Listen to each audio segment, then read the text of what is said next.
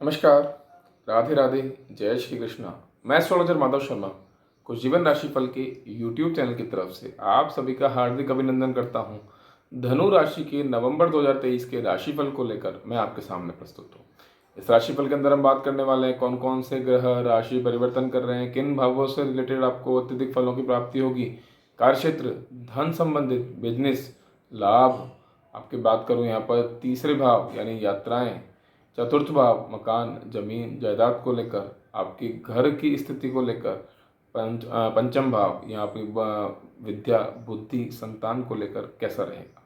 उससे पहले अगर आपने हमारा चैनल सब्सक्राइब नहीं किया है तो आप हमारे खुश जीवन राशि फल के यूट्यूब चैनल को सब्सक्राइब करें। आइए शुरुआत करते हैं। धनु राशि, सबसे पहले बात करेंगे राशि स्वामी। देवगुरु बृहस्पति राशि स्वामी बनते हैं। उनके गोचर की बात करें क्योंकि बहुत महत्वपूर्ण होता है चंद्र लग्न यानी आपके राशि स्वामी का गोचर।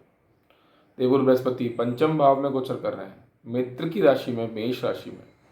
चंद्र लग्न के स्वामी का पंचम में गोचर, नवम भाव पर दृष्टि और आपके चंद्र लग्न पर दृष्टि बहुत महत्वपूर्ण है।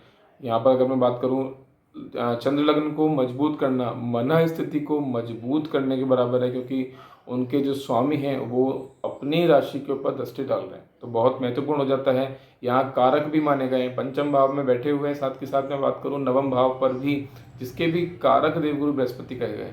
तो यहाँ पर आपको पंचम, विद्या, बुद्धि, संतान, इनसे रिलेटेड अत्यधिक शुभ फलों की प्राप्ति होगी। नवम भाव धर्म कर्म के कार्यों में बड़ों से सहयोग, पिता से सहयोग, यहाँ लंबी दूरी की यात्राएं आपको देखने को मिलेगी।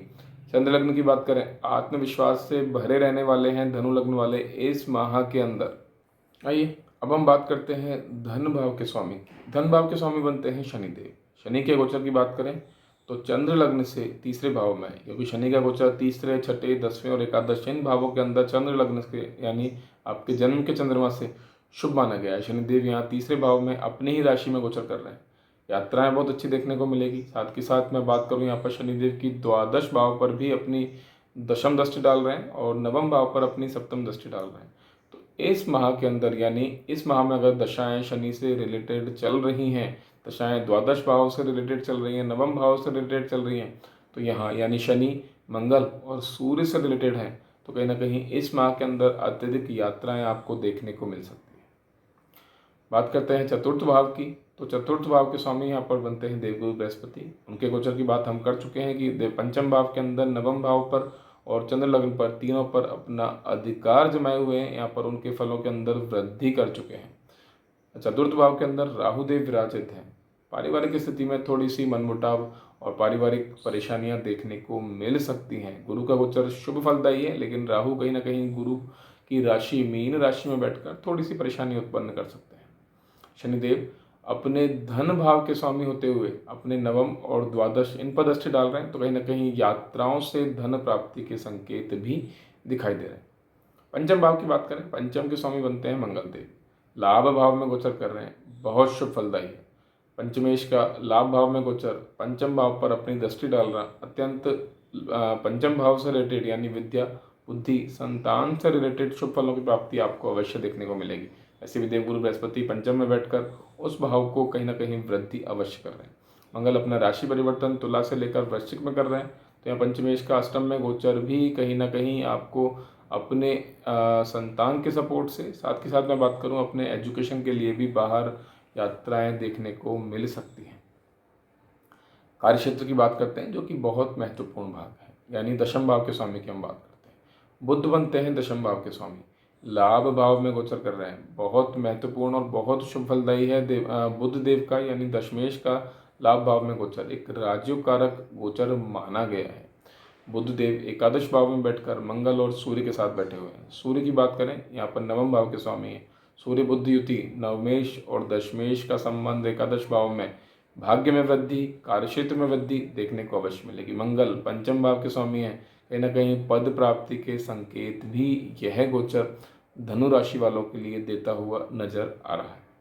दशम भाव में केतु का गोचर हो रहा है, कहीं ना कहीं जो पद प्राप्ति है वो कहीं ना कहीं, अगर मैं बात करूं यहाँ पर केतु के गोचर के फलस्वरूप आपको परिवर्तन भी देखने को मिल सकता है। परिवर्तन, अच्छा परिवर्तन देखने को मिलेगा। बात करते हैं बिजनेस को लेकर, तो सप्तम भाव के स्वामी भी यहाँ पर बुधदेव बन रहे हैं जो कि लाभ भाव में, बिजनेस और कार्यक्षेत्र दोनों के लिए यह गोचर अत्यंत शुभ फलदायी रहने वाला है। बात करते हैं छठे भाव के स्वामी की, क्योंकि यहाँ पर शुक्र बनते हैं छठे भाव के स्वामी, नवम भाव में गोचर कर रहे हैं। भाग्य सपोर्ट करने वाला है। भाग्य के सपोर्ट से आपके कॉम्पिटिशन्स में भी आपको सक्सेस देखने को मिलेगी। लाइफ पार्टनर से रिलेटेड बात करें, दोनों में संबंध यहाँ अच्छे रहने वाले हैं, क्योंकि माह की शुरुआत की बात करें, गुरु और बुध दोनों आपस में समसप्तक होकर बैठे हुए हैं, क्योंकि पंचम और एकादश यानी लाभ और पंचम भाव यानी विद्या बुद्धि संतान से रिलेटेड आपको अगर मैं बात करूं शुभ फलदायी देखने को मिलेगा। गुरु और बुध का आपस में दृष्टि संबंध भी यहाँ पर आपके पारिवारिक जो रिश्ते हैं वो अच्छे रहने वाले हैं। ओवरऑल अगर हम बात करें, हेल्थ अच्छी रहने वाली है। धन के लिए यात्राएं देखने को मिलेगी। भाग्य सपोर्ट करने वाला है। आपका कार्यक्षेत्र अच्छा रहने वाला है। बिजनेस में भी अच्छे संकेत हैं। कॉम्पिटिशन्स की बात कर रहे थे अपन, कॉम्पिटिशन्स में आपको यहाँ पर भाग्य का सपोर्ट मिलता हुआ नजर आएगा। लाभ भाव में सूर्य मंगल और बुध की युति बनी हुई है, हालांकि राशि परिवर्तन हो रहा है। सूर्यदेव तुला से निकलकर वृश्चिक द्वादश भाव में गोचर करेंगे। बाहर फॉरेन के हिसाब से भी यह गोचर शुभ फलदायी है।